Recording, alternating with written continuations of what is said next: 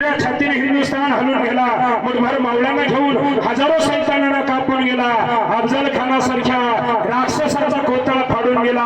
म्हणूनच तर स्वर्गात गेल्यावर देव लोकांनी सुद्धा वाकून मुजरा केला. स्वराज्याचा भाग छत्रपती शिवराय. भडकून लागलेली आग त्याला जाळ म्हणतात मायबाप, भडकून लागलेली आग त्याला जाळ म्हणतात.